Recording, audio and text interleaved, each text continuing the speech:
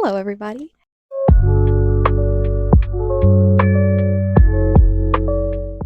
If you just came from my mid-year reading wrap-up, you would know that this is the exact same setup. I'm wearing the exact same clothes, and that is my exact same stack of books. But welcome to my first ever recorded 24-hour reading challenge. If you don't know me, my name is Caitlin. I am 23 and I am currently based in Baltimore, but I am looking to move to New York City to pursue dance professionally. I just graduated with my BFA in dance performance and choreography, and I have been working as a dance instructor and substitute teacher for the past 6 months post-grad. If you like this video, if you like me, make sure you subscribe, like, and comment below. The time is currently 12:39.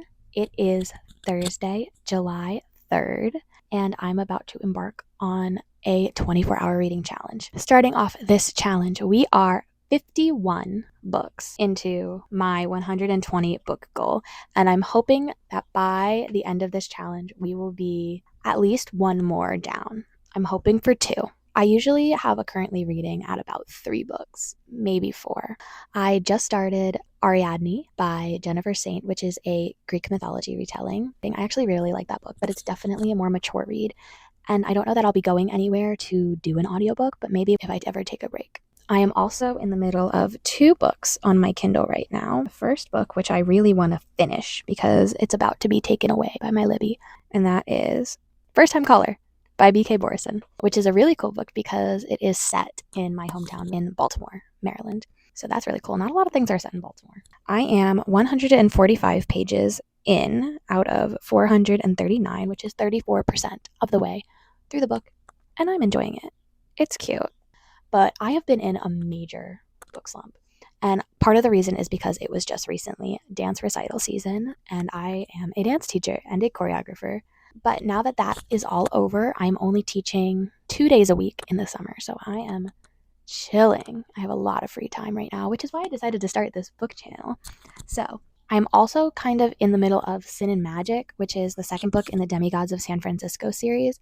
I probably won't pick that one up, I don't think, just because it's not calling to me in this moment. But let's see how far along I am in that book. We are 43% through that book, which is 181 out of 425 pages. That is definitely my back burner series that I'm just happy to be in the middle of. And then if I finish First Time Caller or I'm feeling the vibe, I would like to start The Serpent's Shadow by Rick Riordan, which is the 3rd book in the Kane Chronicles series. If you just came from my mid-year reading wrap-up, you would know that I just recently finished The Throne of Fire, which is the 2nd book in this trilogy. Rick Riordan is infamous for, obviously, the Percy Jackson books. He writes a lot of mythology, and he also kind of helps authors who write other forms of mythology succeed in the business by having his Rick Riordan's Presents books, which is really cool, I think.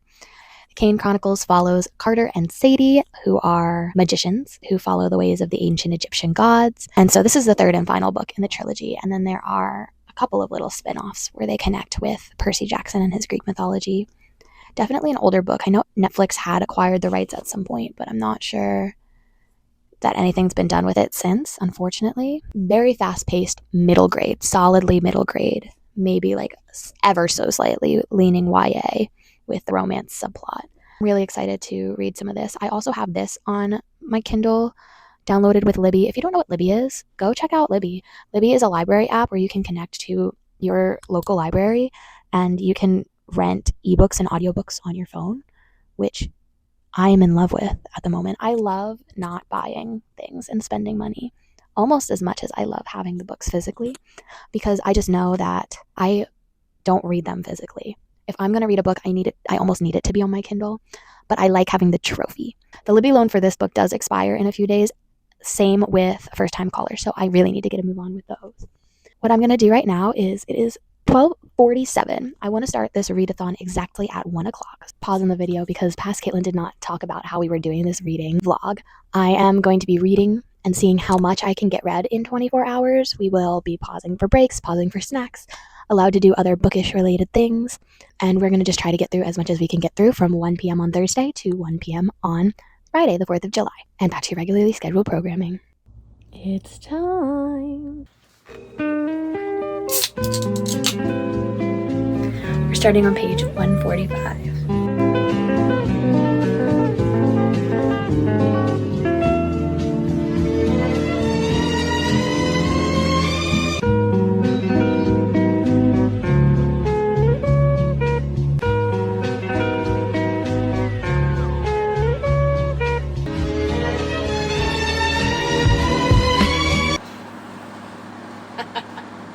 Hello, everybody. We are about 2 hours into my 24-hour reading challenge. It is currently 3:10 in the afternoon, and we've gotten off to an interesting start.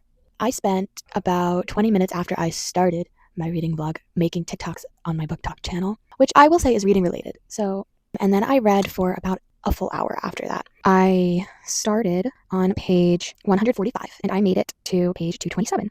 So almost 100 pages. That's usually about my reading rate. I'm a pretty decently fast reader. So usually somewhere around the 100 pages per hour mark is what I get to. It was a really good reading session. I feel like we actually got somewhere in the story as well. We're following characters Lucy and Aiden. Lucy is a mechanic and I think she's 29. She has a 12-year-old daughter named Maya, and Maya calls into a late night radio station to try to hook her to get some advice for her mom about dating because she feels that her mom is unhappy. What I really, really like about this book in this situation is, although our female lead has a daughter and has a relationship with her ex, it is very much a positive and healthy relationship, and we are not getting a love triangle situation, at least yet. And I don't think we will with the ex, considering that Grayson co-parents next door to Lucy with his longtime partner, Mateo. And I love the dynamic that the three of them have as co-parents and the four of them have as a family. I think it's really well done.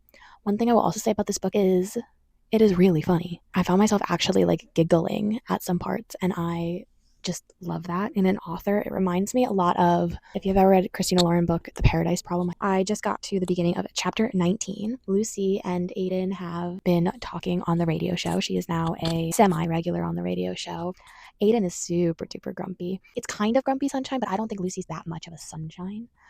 Just in comparison to Aiden, she definitely is. Yes, so I am 52% of the way through the book. I'm assuming I've got about 2 more hours before I finish it, ish, probably 3, if I read straight through. But right now I'm kind of hungry, so I might go downstairs and see if we have any food. First hour of the readathon, really first 2 hours because it's now 3:15 and we started this at 1 o'clock. 100 pages in. Definitely going to try to finish this today and maybe do the Serpent's Shadow tomorrow, Ariadne, we'll see. Hello, everybody. It is much later. It is 8 o'clock. I've not updated you guys in a while, but about 2 hours ago, I finished my first book for this 24-hour readathon, which is First Time Caller by B.K. Borson. This was my February 2025 book of the month, and I rated this book a 4.5 stars. Really good for a contemporary romance. It's set in Baltimore, which is where I am also based, and it was really nice to see those little sprinkles around town and for them to say random places and I actually know what they're talking about, not just a vague idea. We'll definitely be continuing. I believe this is a series. I assume it'll be an interconnected standalone series following, I assume, the people in the radio show. Overall, I think of straight reading time, this probably took me 3 hours to finish. I started a little in, 140 pages in, so keep that in mind. And I'm a fairly fast reader. This was around 430 pages on my Kindle, and in here it is 420. So I was really happy with a lot of the tropes in here. Definitely gives grumpy sunshine, though Lucy isn't too much of a sunshine to make it super unrealistic. I love that she's a single mom, but that her ex does not really play a jealousy type of role in this book. He's very much on board with Lucy's love life, and in fact he's zealous about advocating for her, and there was a really cute scene in there where he does. I love that despite them both having their flaws, they can come together really well, and I think the third act conflict was done exceptionally well. For me, this is where contemporary romance can either hit or fail, and that's where they lose a lot of points for me in my ratings if the third act conflict is not done well. Either if the conflict is too big that the characters really shouldn't be able to resolve it by the end of the book, if it feels completely out of character for one and it's corrected by them taking actions that are more in character for them, that just doesn't help. And then if it comes completely out of left field, I feel like this third act conflict did a really good job of making sure that it was within the realm of possibilities for both of these characters and that it was resolved healthily and in a way where I was still rooting for everybody involved. I love that everybody came together in the end and that the support systems in this book were really well thought out and represented. Nobody was really friends with a character who didn't want the best for them, and I love that. So I rated it a 4.5 stars. It is now 8 o'clock. My goal for the rest of the night is I'm going to start editing my mid-year book wrap-up, which, if you're watching this video, means that I've already edited and posted the mid-year book wrap-up on my YouTube channel. Go ahead and also check out my TikTok account, which is Caitlin Broom Books, for real-time updates for all of these videos. And also make sure you follow me on Goodreads. What I'm going to do now is I'm going to log First Time Caller in my book journal, and there will be a separate video talking about what I do to track my reading, because I use multiple apps as well as a physical book journal to track my. And then I'm going to work on editing this video, and we will pick up my reading tonight with The Serpent's Shadow by Rick Riordan, which is the second book in the Kane Chronicles series.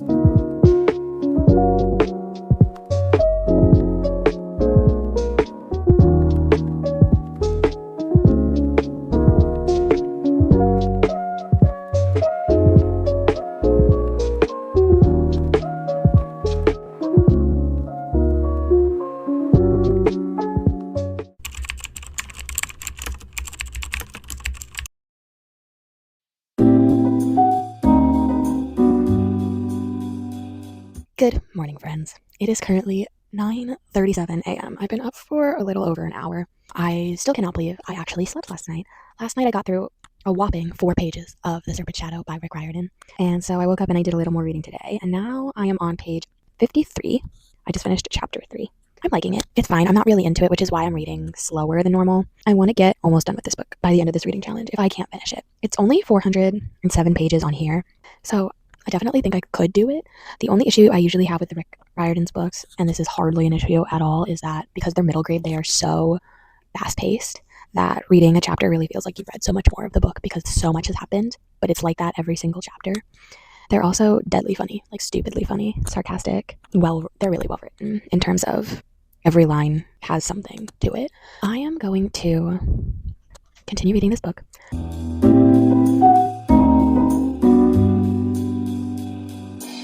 It is now a couple minutes till 10, and I'm on page 77. I read another chapter.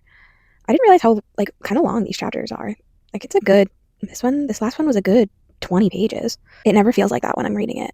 I mean, it kind of does. They go on for a long time because a lot happens in them, but anyway. So we are 19% through the book now. I think there's a definite possibility that I can get through this book by 1 o'clock. I'm not saying get through this book like I don't like it. I really do enjoy reading it, but I've been in a major book slump. And so I've been really trying to get out of it. And in order to get out of it, I need to read some books and feel like I'm actually being productive, especially because right now I have nothing to fill my day. And when I go onto my little habit tracker and log what I did that day, and I haven't done anything, it's really frustrating and makes me feel sad. So in the past week I think this will be my 4th book I finished this week, which would be great. Anywho, let's go get dressed because this hair, it's not giving. I'm also going to put my contacts in so we can stop having this blue light situation with my glasses and the cameras. See you later.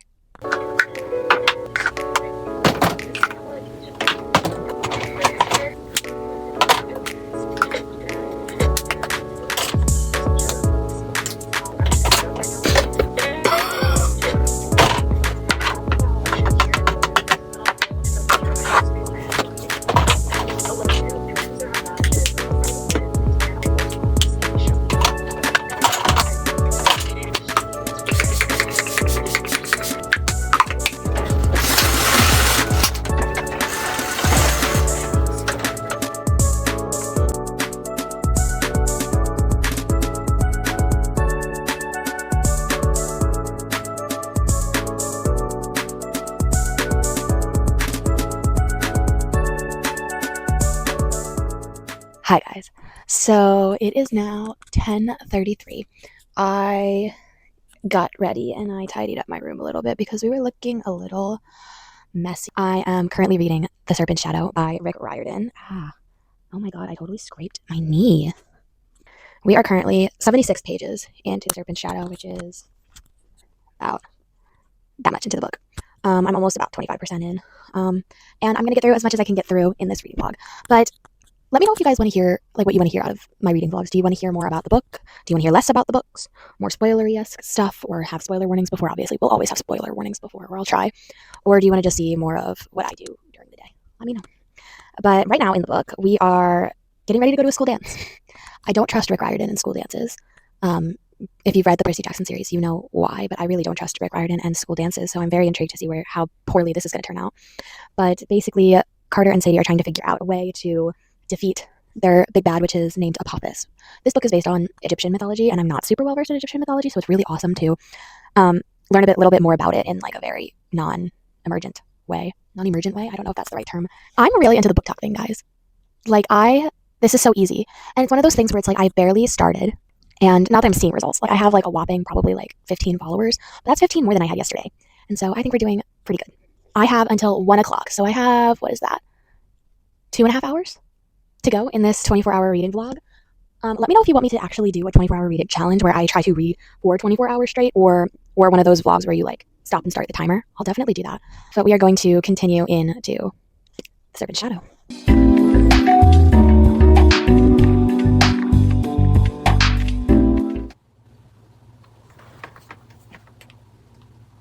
Shut up, Richard.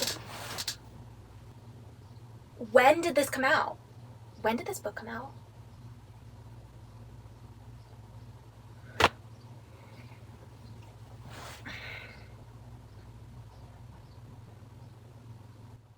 $2012. Richard.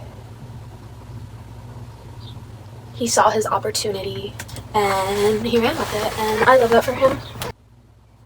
Lacey? Caitlin. I made the Drew connection before I laid the Lacey connection. That was probably on purpose, but oh my god.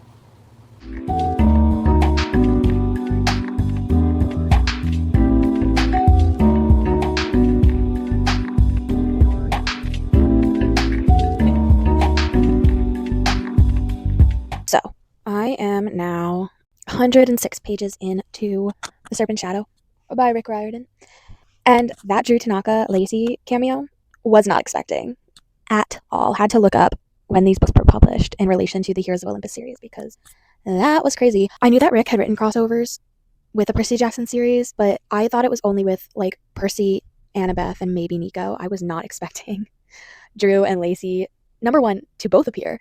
And I didn't even notice Lacey's cameo until Drew's cameo, because they used her full name, obviously. So we are getting more into the swing of things now. We just found out that the gods are forbidden to have relations with mortals. Isn't that familiar? Something is still going on with Walt, and I have an inkling. This love triangle has to resolve itself somehow. It just has to resolve itself somehow. And I have an inkling about how that'll happen, based on some of the clues that Anubis has just said to us, or said to Sadie, rather, to us as the readers. Yes, so now Sadie and Leonid, who is Russian, are going to go visit her uncle Amos in the first gnome. Let's keep going. We have a little less than 2 hours. Hello, everybody. Say hi, Stella. This is Stella. She is our foster/permanent resident here in my household. Welcome to the end of my 24-hour reading vlog. Oh, you gonna hop down? Go ahead. Oh, right on top of her. I had kind of an unconventional ending to this reading vlog because around 11:45, while I was in the middle of my reading sprint situation happening, my mom was like, I'm going to go up to Value Village, which is our local thrift store, to pick up something for my classroom. And so I went and ended up with this big old stack of books right over here, which is super fun and super exciting and super crazy. And I'm actually going to pause for readjustment here for a sec. Let me take you through this thrifted book haul. I went to the book section. I might insert a few clips from my book shopping experience. Normally, we do not have this many good books out of Value Village, and I'm not saying good like that. I mean like good quality books, as well as the romance selection that I seem to have gotten this time, which is crazy.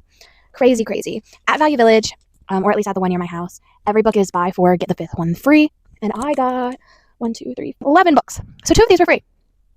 I didn't pay more than $3 for any book, which is awesome.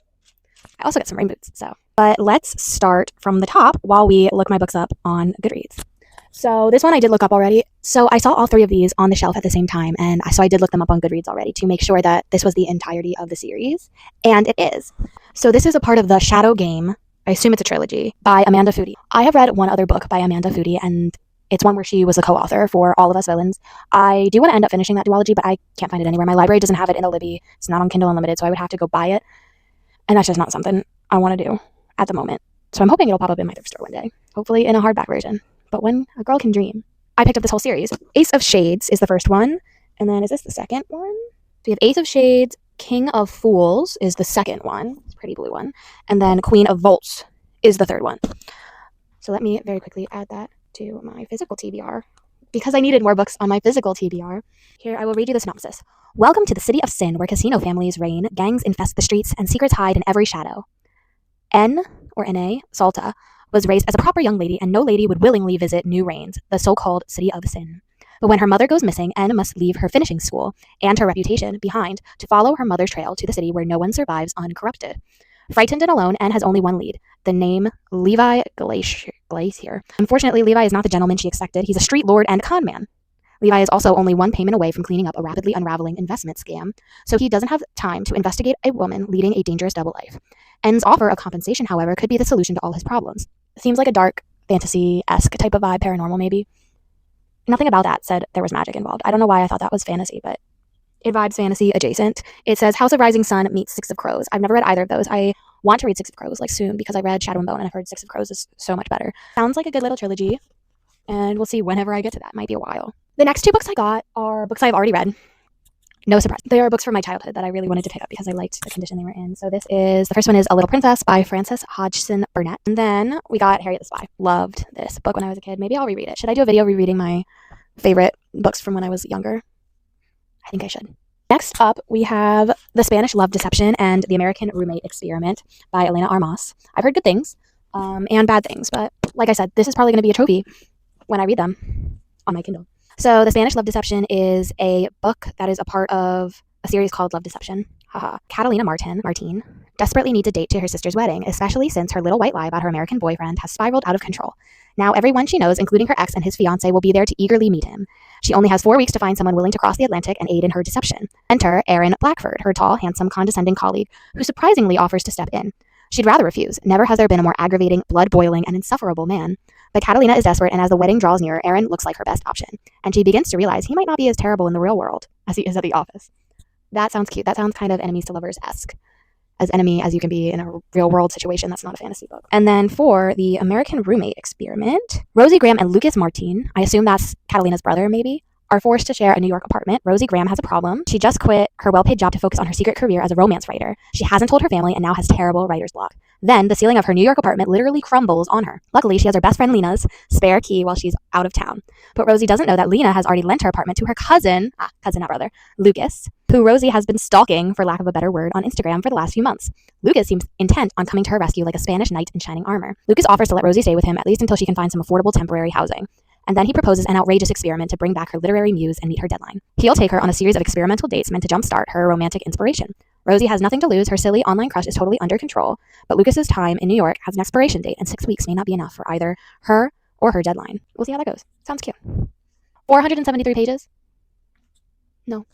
Unless it's a dark contemporary romance where you've also got issues with like undergroundness and gambling and mafia, does not need to be that long. And then I picked up a couple of Christina Lauren books, 2 Christina Lauren books. The first of which is Love in Other Words. I read one book by Christina Lauren, and that was The Paradise Problem, and I enjoyed it. I thought it was funny. And I think I also read one of the short stories. This one, the main character's name is my cousin's name. The story of the heart can never be unwritten. Macy Sorensen is settling into an ambitious, if emotionally tepid, routine. Work hard as a new pediatrics resident, plan her wedding to an older, financially secure man, keep her head down and heart tucked away. But when she runs into Elliot Petropoulos, the first and only love of her life, the careful bubble she's constructed begins to dissolve. Once upon a time, Elliot was Macy's entire world, growing from her gangly, bookish friend into the man who coaxed her heart open again after the loss of her mother, only to break it on the very night he declared his love for her. Told in alternating timelines. I don't like alternating timelines, usually. That's okay. Teenage Elliot and Macy grow from friends to much more, spending weekends and lazy summers together in a house outside of San Francisco, devouring books, sharing favorite words, and talking through their growing pains and triumphs. As adults, they have become strangers to one another until their chance reunion. Although their memories are obscured by the agony of what happened that night so many years ago, Elliot will come to understand the truth behind Macy's decade-long silence, and will have to overcome the past and himself to revive her faith in the possibility of an all-consuming love. Oh, this is their first fiction novel. So this is older. My friend Marley rated it 3 stars. 2018. Not that old. The other Christina Lauren book I picked up was The True Love Experiment. This caught my eye because it's a book of the month. It's a hardback. And it'll look wonderful on my shelf that I'm looking at right now, which has all my contemporary romance books on it. I read a lot of contemporary romance, but I don't own a lot of contemporary romance, so this definitely beefed up my collection a little bit. I mostly own fantasy and romantasy. All right, published 2023, so this is a recent one. Sparks fly when a romance novelist and a documentary filmmaker join forces to craft the perfect Hollywood love story and take both of their careers to the next level, but only if they can keep the chemistry between them from taking the whole thing off script. Felicity Fizzy Chen, we'll see how I like that nickname, is lost. Sure, she's got an incredible career as a beloved romance novelist with a slew of bestsellers under her belt, but when she's asked to give a commencement address, it hits her. She hasn't been practicing what she's preached. Fizzy hasn't ever really been in love. Lust, definitely, but that swoon-worthy, can't stop thinking about him all-encompassing feeling, nope, nothing. What happens when the optimism she spent her career encouraging in readers starts to feel like a lie? Connor Prince, documentary filmmaker and single father, loves his work in large part because it allows him to live near his daughter. But when his profit-minded boss orders him to create a reality TV show, putting his job on the line, Connor is out of his element. Desperate to find his romantic lead, a chance run-in with the exasperated Fizzy offers Connor the perfect solution. What if he could show the queen of romance herself falling head over heels for all the world to see? Oof. Some of the people I follow on BookTube did not like this one. But we'll try. We'll see. And then the last book that I got that I haven't read is Everything, Everything by Nicola Yoon. I own one other Nicola Yoon book, and that is Instructions for Dancing, which I also thrifted from the same thrift store, and I have not read yet. That was a recent thrift. I feel like I thrifted that in like May or something. This one makes me think that I will cry. All right, published in 2015, so a little bit older. My disease is as rare as it is famous. It's a form of severe combined immunodeficiency, but basically I'm allergic to the world. I don't leave my house, have not left my house in 15 years. The only people I ever see are my mom and my nurse, Carla. But then one day, a moving truck arrives. New next door neighbors. I look out the window and I see him. He's tall, lean, and wearing all black. Yeah, this is going to make me cry. This I might end up Libby audioing. It's short, but I fear that that's what's going to happen. Oh, they're really, really short chapters. Maybe I'll read it. We'll see. Intrigued by this one, but it's definitely not at the top of my list. And then the last book I got, which I have already read, is Beach Read by Emily Henry. I read this last month. I generally liked it, if I remember correctly. Wasn't my favorite read of the year, but I think the issue is more the author's writing style than with the plot, because it's very fluttery, flowy, pretty writing, and sometimes that just doesn't stick well with my brain. But I picked it up so that I could have a copy of it because I love the covers of the Emily Henry books. This is the only Emily Henry book I have read so far, but my friends love it, so I'm gonna keep going with it. I liked it. I didn't dislike it, but so that is my thrifted book haul to end off this 24-hour reading vlog. Definitely got a little sidetracked there, but in this vlog we finished First Time Caller by B.K. Borison.